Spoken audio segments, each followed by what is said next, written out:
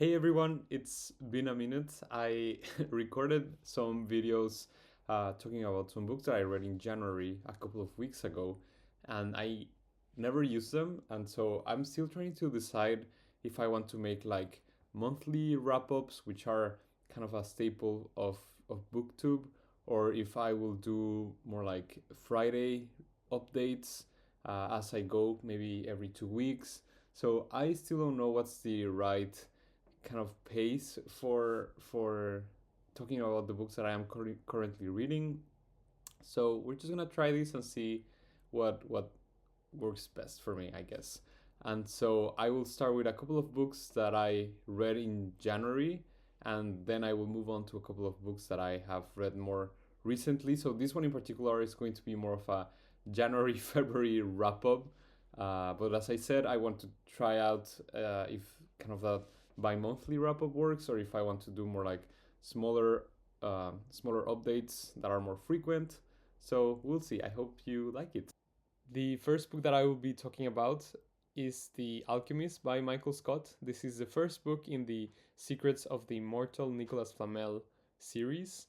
And this is one that we read right at the start of the year while we were doing some puzzling and stitching. So this is one that I consumed as an audiobook, and I am very happy to say that it really worked for me. This is a reread, and I am also very grateful about this book because this is a series that really got me into reading as a young adult, or actually, I think you could even go ahead and say that this is middle grade fantasy, or maybe a good transition between middle grade and young adult, because these are chunkier than your average middle grade book, but I think in its content, the characters and the tone and how it's written, I would say it's still very much middle grade. It's just maybe a bit more complex. And let's talk about this because this is a very fun series that follows two teenagers, Josh and Sophie Newman, and they are basically inserted into this epic story about gods trying to come back. So this is a kind of story that has gods living among us trope, where you have mythologies from all around the world showing up in this series, which I think is very fun because we have, I think, a lot of Greek inspired or Greek mythology inspired stories. Those are very popular, but I think it was one of the things that I loved as a young reader about this series is seeing things from all over the world. And I actually remember reading in Wikipedia every time a new creature or a new deity would come up, I would go and reading Wikipedia. So I actually learned so much through reading this book, and just, I mean, there's a lot of name dropping here. Um, but I would just go ahead and read additionally. So I feel like I learned so much about world mythologies through this series as well. I haven't really talked about it, but just the overall premise is that you have these two kids that meet Nicolas Flamel, the well-known alchemist, and basically they just embark on a long epic journey where they are going to fight evil. So this is a very classical story of good versus evil, and yeah, I think it was very cozy to listen to this. This is the first audiobook that really works for me.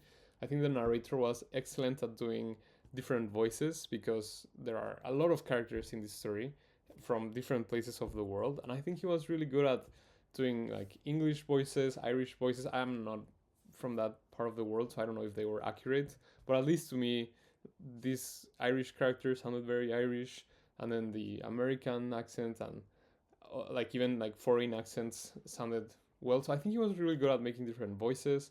And because this is a reread and I'm familiar with the story, I could just follow along while I did something else, which is what I have struggled with in the past with audiobooks, like being able to follow along while I do something else.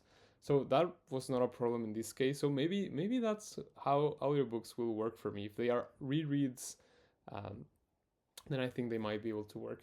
So this is just something that we just enjoyed listening to. I'm not sure if we will continue with the series. I am very excited, um, but we'll see. But the other thing that I just wanted to say is that I think it was very fun to see that. I think this book holds up very well. I have obviously some critiques as I am reading them as an adult. I mean, I've read a lot of modern and adult fantasy at this point, and I obviously recognize that I am not the target audience for these books. So there is a lot of exposition, a lot of kind of repetitiveness with going over and over some of the key ideas of the story, which I don't think is a problem. I'm not exactly sure uh, how that lands in comparison to other middle grades or YA books because I don't really read this kind of age category anymore. But even as an adult, I didn't think it was so cumbersome. I mean, but that is for sure a thing you could criticize about the book. But I don't know. I think it's just so whimsical, so interesting. I mean, it explodes very quickly, which I think is a good thing. Uh, yeah, I don't know. I am very happy to say that this book still landed for me. It's one of those books that you read as a young person and you're always afraid to reread because you have so much nostalgia for a book and you're afraid that if you read it again it's gonna ruin it for you, and it did not for me. I think I'm gonna love rereading this series. So yeah, anyways, I've talked too much about this, but that was The Alchemist. Amazing. I will definitely talk more about this book in a video that I have planned in the future, so stay tuned for that. But great recommendation for readers that are maybe in the transition between middle grade and young adult age ranges. So amazing. The second book that I read this month is Small Gods by Terry Pratchett. This is part of the Discworld series, which is, I don't think I've talked about this in my channel, but Discworld is basically a world where Terry Pratchett wrote a lot of stories. Some of them are a bit more like standalones. I think Small Words is very much like that. And there are also some kind of sub stories or sub series that are connected maybe through some characters that are repeating. So I haven't read so much. This is my second Discworld novel, and I will say I really like Terry Pratchett's writing style. I think he's hilarious, and I was discussing this with a friend. I think he manages to be extremely funny while at the same time having something to say about important topics, which I think is brilliant. Like, I think he plays with language in a way that I find completely genius. And especially because he weaves in so much humor that almost makes me feel like he's even more of a genius, because not only is he, I think, addressing some very interesting discussions, but he's doing it in a hilarious way. So I think very few people, I think except for Joe Abercrombie, no other author makes me laugh like Terry Pratchett. So very funny writing style. So I would really recommend it if you like funny, witty stories and characters. Small Gods in particular is a story that talks a lot about the construction both of like religion but also of what it means to believe in something and what is the meaning of truth. So you like very big chunky themes, right? You're following a novice called Brother, which is very funny. His brother. Um, so you're following this novice who has this unique ability of having a perfect memory. He can memorize everything, and he is devout as nothing else to this religion of as it's kind of the main religion of his city, and he's a novice, and he has this firm belief of everything he believes in. He has like this sureness that these things are true, and that is kind of how he was indoctrinated, basically. And he is tasked with going to this other city where there's a lot of philosophers, and they are, I mean, there's some political tension between his city and this other city, which is obviously portrayed as basically heathens and like demons by his very, you know, I would say, yeah, in his city there is very strong belief about this god and because he's in part of the church, there's obviously a lot of indoctrination about other cultures being yeah, like savages almost. So he travels to this land of Ephebi, and from there, kind of you take it on. I don't want to say so much about that, but what is very interesting with this story is that his god is basically put into, or like he takes the shape of a turtle, uh, and this is something that happens with gods in this world as they become weaker and weaker through less people believing in them. They, yeah, I guess they take the shape of a small, almost powerless creature, and in this case, becomes personified or becomes turns into a turtle, and he follows and he is acquainted with Brother, and they are kind of together in this story. So it's very interesting because he gets to talk with his god literally, as all of these kind of things are happening in the background. And I think it was super interesting how this deals with the meaning of belief, because obviously Brother is used to having the certainty about his beliefs, and then he meets the philosophers of this new city, and according to them everything is just kind of a guess, or we want to believe that this is true, but we have no certainty. uh, that is just what makes sense, right? Or what feels right, but it's not an absolute truth. And he comes from a very, structured, very rigorous way of thinking, where everything is kind of certain. And so he's shocked to encounter these people that think very differently. And there is this villain figure who is this zealot character who, according to his doctrine, says like, our god says that we should behave like this or like that.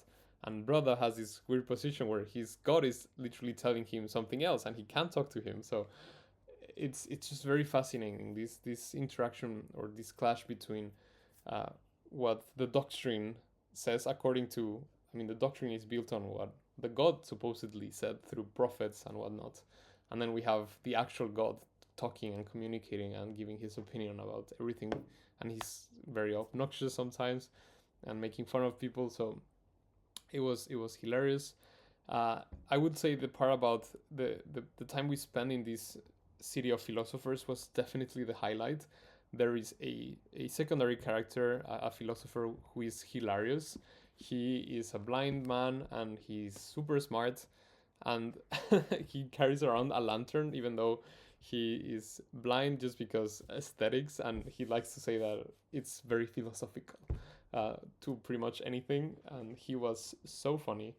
I think after that the book takes a bit of a slower turn, as Brother is kind of clashing a lot with himself and kind of finding himself, and there is a kind of big metaphor there. But that takes a while, and I think the book slowed down a bit. So I would say that was not so interesting. And I think, as I mean, this is just based on the two Discworld books that I've read. Both of them, I think, have been a bit too long for my taste. I think I wish these books were like 50 pages shorter, because then I think they would really, really stick the landing for me. So they are almost getting to that point where they're like overstaying their welcome for me personally. But just because of how like absurd and crazy everything is. But yeah, I would say this is a fantastic read, very memorable, as opposed to maybe Guards, which was just a lot of fun. I think this one is for sure staying with me more. The ending is amazing, very, very thematic, very funny. And yeah, I don't have that much else to say other than Discworld, super fun. I will for sure be continuing this series. I think it works perfectly as a palette cleanser, and because the series, like Discworld as a series of series, is kind of episodic, it works very well as you read. I can think of, as I'm reading Malazan or big chunky series that are very heavy, you can read a Discworld book in between books. So yeah, I think it has that very readable nature, and it's just so much entertainment, while at the same time very, very insightful. And as I said, I don't want to spoil so much, because I think it's very cool to discover it for yourself. But I think the discussions they have about truth and belief in this book are very, very, very interesting. After reading Small Gods, the next thing that I picked up is The Trouble with Peace. This is the second book in the Age of Madness trilogy by Joe Abercrombie. I have talked a lot about this series already, so I feel like I sound like a broken record at this point, but I really, really liked The Trouble with Peace. This book does not suffer at all from the kind of middle book syndrome that some trilogies have in, or like the second installment in books. This picks up right after the end of the first book, A Little Hatred, and it was a banger. It has a lot of action. The character development, as always, was amazing. I especially like Rique's kind of a bit more magical storyline. I I kind of miss the magic in this world. I mean, industry and progress destroying the magic of the world is one of the themes about this trilogy, so it's not a surprise, I guess, that there is, I guess, less fantastical elements in this second trilogy compared to the first Law trilogy. But I do miss the magical aspect of it, even if it's very kind of soft and not, it doesn't play a big role in the world, which is why I think Rique's character, I mean, she's amazing, but also she's kind of the fantastical element or the character that has most fantasy around her. And I really really liked that one chapter. If you've read the book, uh, I'm not gonna spoil it, but she has this kind of amazing chapter where she visits a witch and she goes there to get something out, like she kind of requests or wants a wish. um, and the way this kind of experience with the witch goes is narrated in a way that's fascinating and very very exciting. So I mean, Rique was a highlight, but there's, I mean, a whole bunch of characters. I think the one thing that I haven't really mentioned about the second trilogy that I think should be talked about more is the richness and quality of the female characters, especially compared to the first Law trilogy. I think Joe Abercrombie has done an amazing job stepping up on not only having way more female characters, but all of them are interesting and complex and flawed, but also powerful in different ways. You have, for instance, old women that are recurring characters from the previous books, and they are wise and they are smart and tactical, but also sensitive and emotional. And you have these new characters, Sabine and Rike and other female characters that I think present strength in different ways. So I think that kind of breadth of diverse cast is really cool, really appreciated, and I am really excited to jump into the last book of this entire series. This is the last one. I am kind of dreading that, but also very excited. So I will be picking that up soon. So that was that. And then for a book club, for a local book club, we read Everyone on This Train is a Suspect. This is a murder mystery, I would say. I'm not a big reader of this genre, so I'm actually not sure how you would categorize this, but it's basically a yeah, a mystery book, but also a comical one. I think the author is, actually, I don't know. Yeah, he's a stand-up comedian. So the book is, I would say, more on the funny, like less serious side of the genre. And the premise is actually hilarious. You have a group of crime authors that are celebrating this festival of crime literature, kind of crime books. So they all go into this train where the festival is taking place, and there's obviously a murder or potentially more. And so it's kind of funny that you have like crime authors all gathered together. One of them or more of them potentially die, and so, but they are also kind of the best and the worst people, I guess, to solve a crime, but also commit a crime. I mean, fictionally speaking. So the premise is kind of bonkers. I think the the book was very easy to read. I would say this was a good palate cleanser. Again, I'm not a huge crime novel reader, so I don't know how good this would be for veterans of the genre. But I think the authorial voice was kind of cool. Like he breaks the fourth wall all the time, and I think for people like me who haven't read a lot of these, I think it was a good kind of introduction or yeah, I don't know. It was fun. I don't think this will leave a long lasting impact, especially the reveal scene was kind of cool, but has the same problem that I have with a lot of these kind of books, which is that there's like a lot of information introduced that you have no access to, and so even if you were like making notes and paying attention and figuring out like everything, I feel like it's still kind of impossible. I mean, the author kind of makes a thing about saying that he's being like serious or like honest, and all of the clues are kind of there. And I don't know if that's actually true. Um, Maybe I mean I was not reading this to figure it out, so I was not paying that much attention to like the super small details. I was just reading it to have fun and to discuss it. I think again, I think it's fun, but nothing that will stay in my mind forever. Well, actually, I forgot to say pause. I think I want to try. This is the first year that I want to try rating my books. This is something that I've never done, and I think there's pros and cons to ratings. I think trying to summarize a book and an experience with just a rating can be kind of not very representative of the experience, because you there's first of all a lot of things you could be ranking a book, so based on your experience, based on your kind of subjective or objective uh, thoughts on like its quality or how much fun you had or whatever. So I think everyone has different rating systems, right? And so that kind of makes it a bit useless to rate.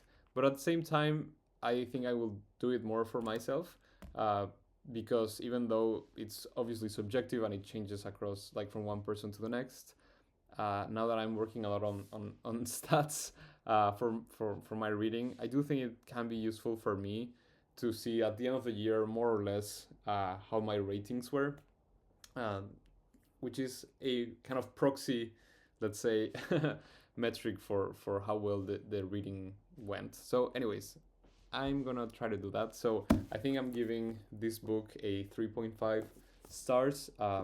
It was fun. It was what it had to be, basically short, very kind of quick palate cleanser, but not gonna leave a long lasting experience for sure. And then for sure the Troll with Peace. I mean, this is a 5 star. Like I do I really need to say more? Like for me, there are a few books I think that keep me at the edge of my seat, and there are like definitions of you know unput downable.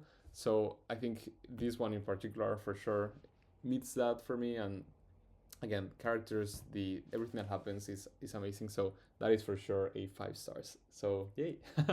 And let's jump into the things that I am currently reading. So this is the last part of the video. I hope this is not super long, but the first of them is um, Conjunto Vacío by Veronica, oh I forget her last name, Gerber. um, and this is a Mexican author, I'm pretty sure. I hope that's right.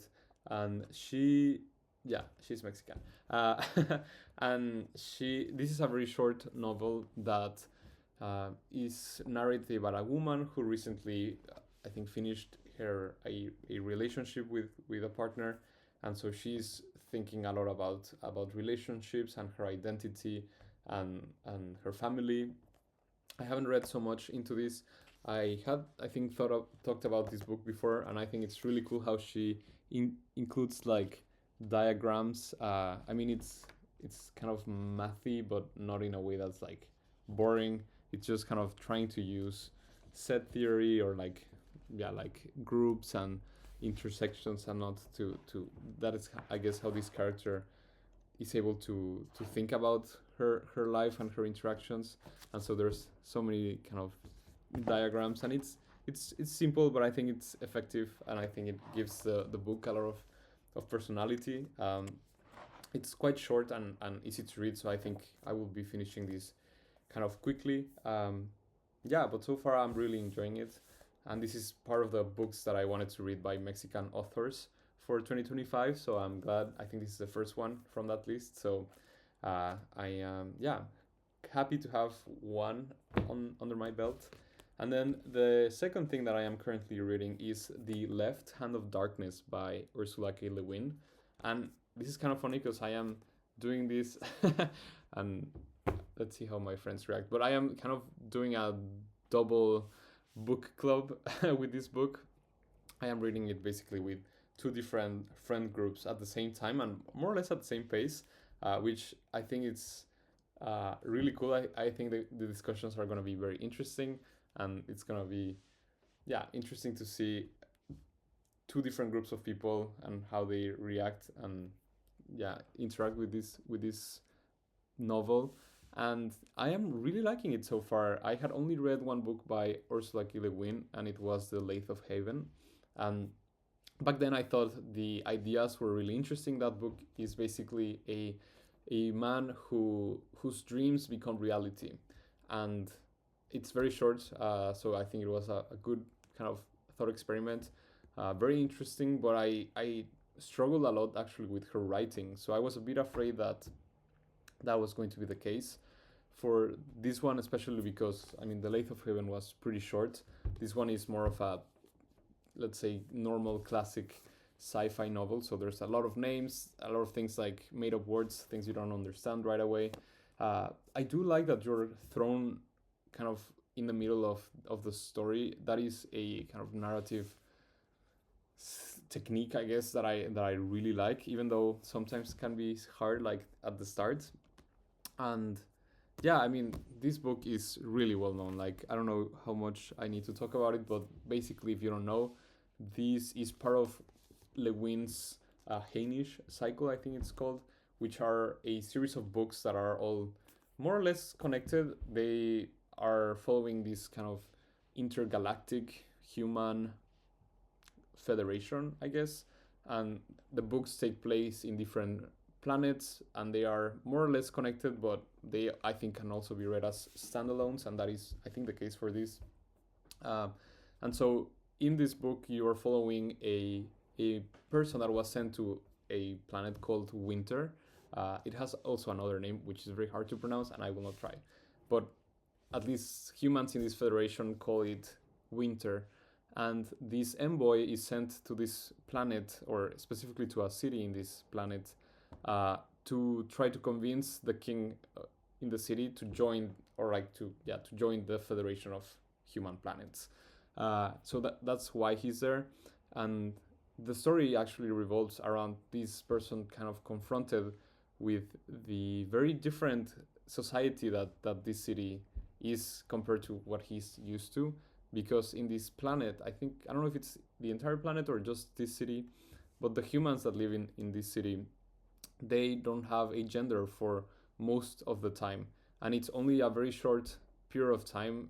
In I don't know if it happens like every month or like how often it happens because the time cycles are different, but without some periodicity, the people in this planet basically assume a gender, and it's kind of completely random. They don't decide what they get. It just happens, and that's kind of the only period of time where they are kind of sexually active, and the rest of the time people just don't have a gender, and they're, I don't think, are like sexually active or anything. And the main character, is kind of confronted with this very different culture and biology as well. And there's obviously a lot of his own prejudices and his own kind of biases from his own planet. So that, I think, is kind of the meat of the story. I haven't read so much into it. I'm like 5 chapters into it, but yeah, so far I'm really enjoying it. I think this is gonna be a really good book for discussion. I also like that every other chapter you have this kind of um, like a story that has nothing to do really with the main story so far, but tells you more about the world, or like kind of a story or a legend from this country. And I think that's really cool because you are told from the beginning that the book is meant to be kind of the report, or like a collection like the research that this envoy put together when going to this planet. So I think that is kind of very, very immersive in a way that you get these kind of other articles or like other pieces of information that are related to the planet and that tell you about the mythology and like the belief system, even though they're not necessarily connected to the main story. I assume that that could put off some people, and it might feel like the story kind of just stops a bit for a couple of pages. But I am liking it. I think I am enjoying her writing so far. It's not like the most let's say flowery or like complicated either. I think it's normal writing style. And yeah, I think that's basically what I wanted to talk about. I went a bit quicker on the second half because I had the first two books from January that I wanted to talk about. But yeah, that's basically it. I think for the next, now that I kind of caught up with the quick reviews, I will, yeah, try to not leave so much time so that I can spend a bit more time with each of the books that I am currently reading. But that's what I wanted to share today. So thank you for watching. Have a great day and see you on the next one. Bye bye.